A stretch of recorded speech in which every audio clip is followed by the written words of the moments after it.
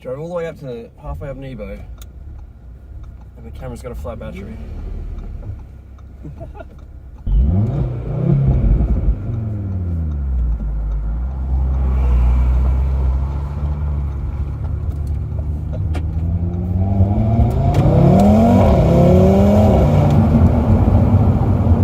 now we got to drive down this terrible twisty piece of road. Again, and then I have to drive back up this twisty piece of road. Anyway, so James has brought his girlfriend's Supra out. It's pretty cool. He's got a Model 3 and a Supra that he can drive pretty much whenever he wants. Not a bad garage. I've never been in a Supra before, so it should be a bit of fun. Just need to go buy a cable so I can charge my camera so I can get nice B-roll. So I won't know until you know, basically, whether or not I have nice B-roll. If you see nice B-roll, it's because we were able to get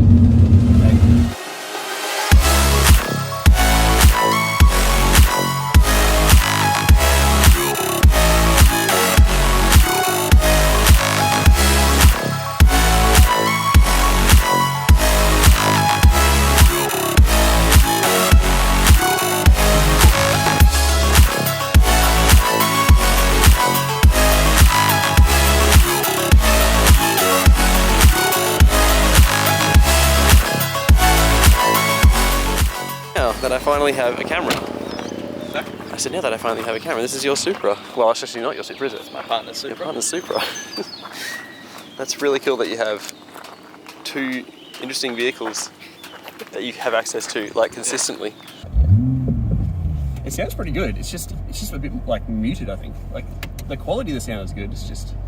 Yeah, the exhaust on it sounds insane. As someone who lives not too far from me, it's like has a modern exhaust on it, and it sounds so much better. Yeah. It's like screams. Don't kill us.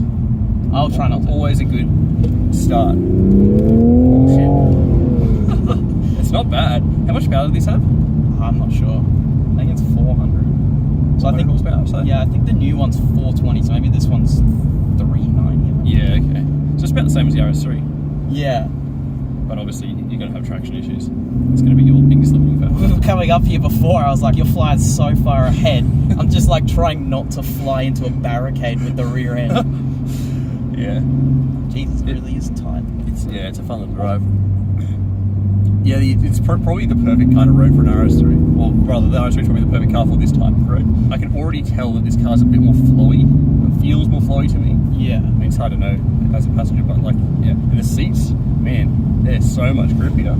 They fully hold you in.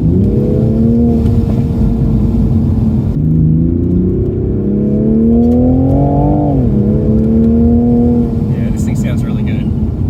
Yeah, I can't just drive this car without the windows down. Yeah, exactly. That's what I was going to say before. You were saying that the sub like rattles, but like I never listen to music in my car. I just listen to the car all the time.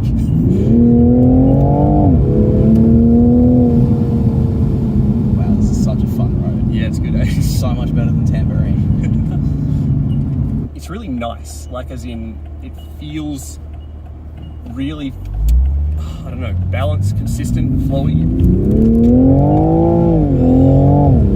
It's not like too hard on the road where it's undrivable. Yeah, I think it's funny because like, I think it has softer springs in the 86, but just simply because of the weight of it, it's got a little bit more of that, like, I don't know, like, dumpy vibration, I guess. Yeah, because this has the sport suspension on now.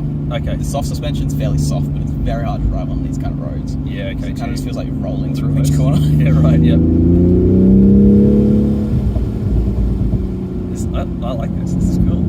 It's a sick little rocket. Yeah, and it's like, the good thing about a car like this is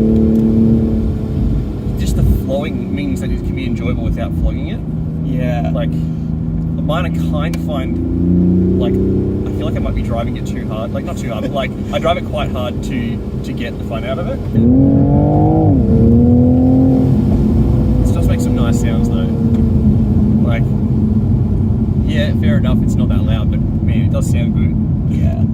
The interior cabin kind of makes up for it, because it does have that it's got that gimmicky fake sound. Yeah, that's right. It's got the fake sound. But I don't think it sounds as bad as a lot of other cars with the interior sound. I didn't even notice, so that's pretty good. I very rarely feel comfortable as a passenger in this sort of place. Yeah. It's like, I don't know, you're not pushing your car, which is good as well. Yeah. But also, just the car just feels like really flowy. I don't know, it's super nice. That's my professional car review of this car. It's super flowy. There's really not a lot of vision out the front though. Like, the bonnet is so high. I actually, because I've driven this for so long now, You just don't even notice it. I didn't notice it Yeah. until I got in the Tesla and You drove just it for see like an smoke. hour, Yeah. and then came back and I'm like, oh, I can see nothing in this car. Yeah, visibility's not amazing, and it's not great out the back either.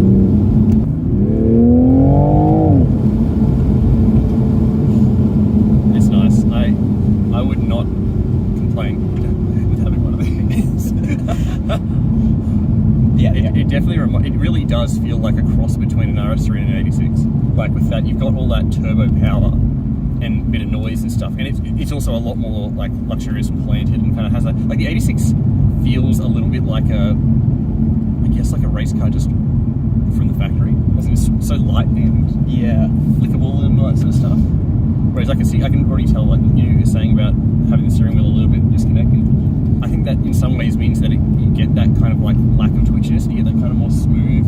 Yeah, it's definitely a bit more comfortable than a lot of cars trying to drive up windy roads, because it does disconnect you a little.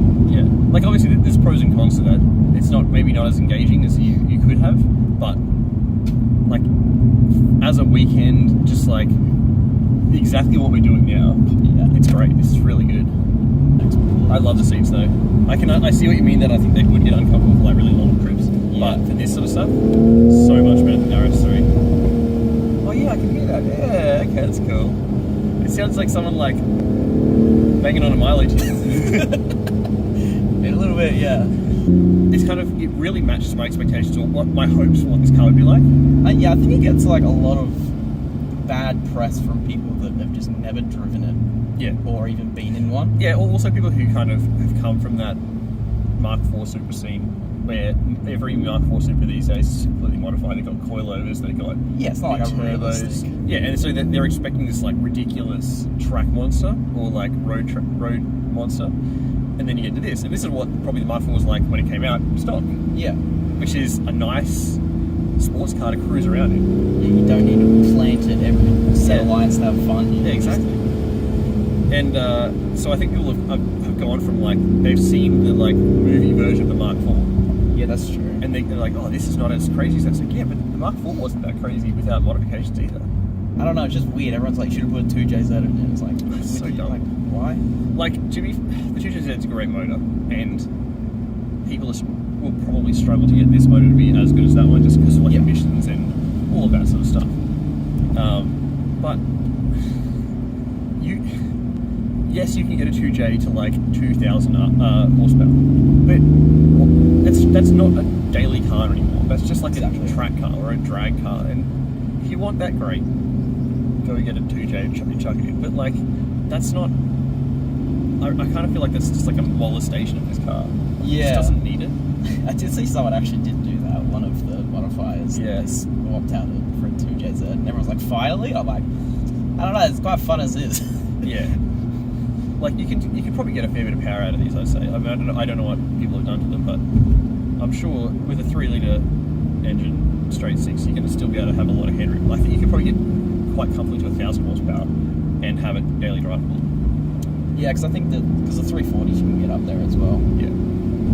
It's definitely not as playful as the 86, because we drove to, I think we were going golf or something. Yeah. And my friend had 86 behind, and it was raining. Just all over the place. Yeah, They're just everywhere. He's like trying to get off the roundabout. Yeah, he's like drifting. You literally can't not slide in those things if it's raining. It's like my wife Emily would drive it, right, and traction control fully on in the wet, and if you're going up a hill at the lights and you try and take off, the car just goes sideways up the hill. That's stupid. What do you call it? Crab walking? Yeah, just crabs up the hill. Like it doesn't go straight. It goes like, the back comes out, it goes like 30 degrees, and just goes up the hills 30 degrees. It's just stupid. Nice, that's 2,000. He's probably slowing down just to wait for other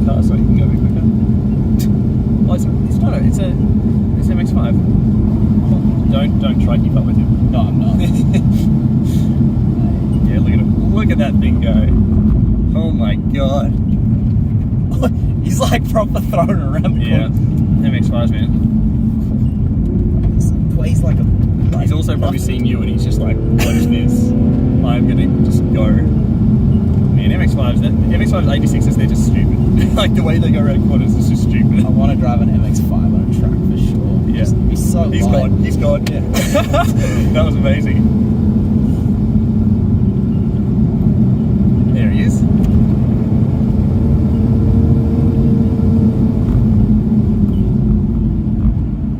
Slow. I'm such a bad passenger. Seriously. That's alright. A lot better than other people. A lot of people that if I'd driven a third... Yeah. If I'd driven a third to that, they would have been like... Gonna slow down a bit, it's getting a bit too windy for me.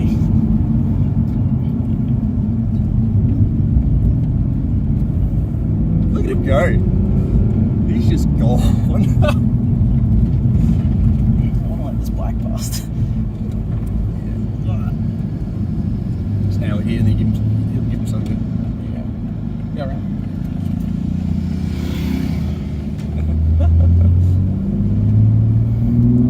Nice one. He's driving very playful as well, so... Yeah, he's not going super hard, at least. Yeah. He's not going to catch the MX5. I just love that. It's so cool when you have this like little 1.6, like with maybe 100 horsepower, and it's the fastest car on the mountain. Like, that's so cool. I'm really confident that I've done a terrible job of reviewing this car.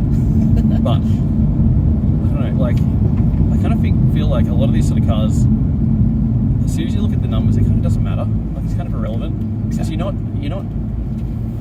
who cares at the end of the day what the numbers say? It's really about how fun the car is to drive, which sounds super cliche, I'm aware, but I completely agree with that now, having had the RS3. Like, it definitely hits its limits of fun in this kind of cornering, because it is fun, but this is just more enjoyable in these type of corners. Yeah, okay. I would have thought the all-wheel drive would have been a bit more fun. Well, this is the thing, because all-wheel drive gives you performance. You can go fast. Yeah. But that doesn't necessarily make it fun. Yeah, like, this is a little bit challenging, still trying to not... Yeah, and you balanced it. It's a nice looking car though, isn't it? Oh, it's so good. It does look good. We'll try and give that guy a bit of space. We will definitely touch that up. Pretty much no matter what.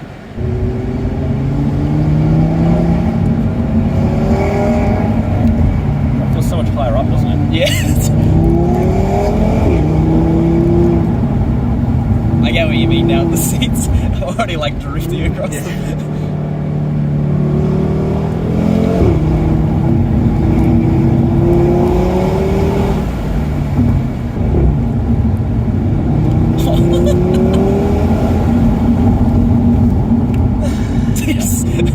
Create a gap and then create another one. Yeah.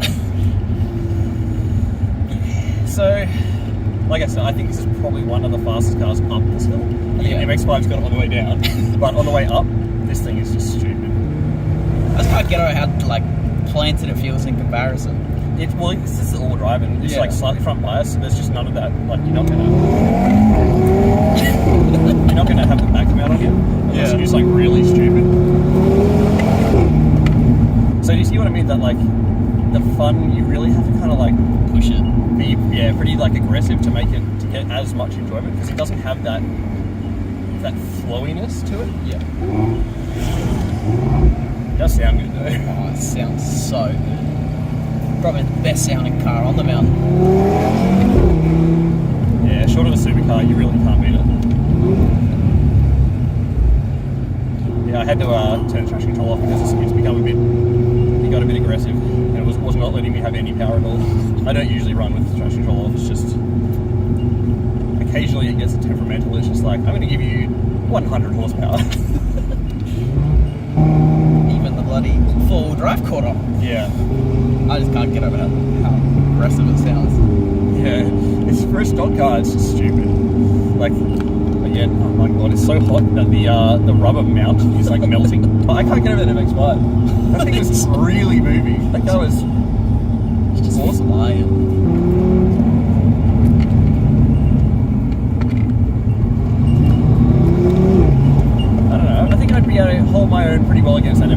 not. I don't think I'd be able to stick with it.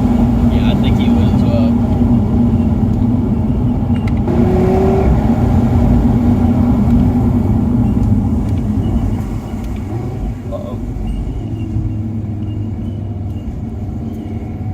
Okay, I think I've overheated my brakes. What? I think I've overheated my brakes or something. Wow, yeah, my pedals just... My brake feel's gone completely. It's too hot for this today. The pads, I don't know if I told you, Audi wanted like $1,100 to replace the pads. Yeah, you say you didn't yourself for like 50 or something? No, it was like 100. I think it was like 190 US, so it was like 200 something Australian delivered. It was just crazy. That's an expensive hour of labour. Yes. $600 an hour. Yeah, exactly. How do you like this compared to your Golf R? Like, significantly more, or? It's like literally, it's a Golf R but better in every single way. Yeah, they got that coloration to them. Yeah. Oh yeah, they look spicy. Yeah, they got a bit more.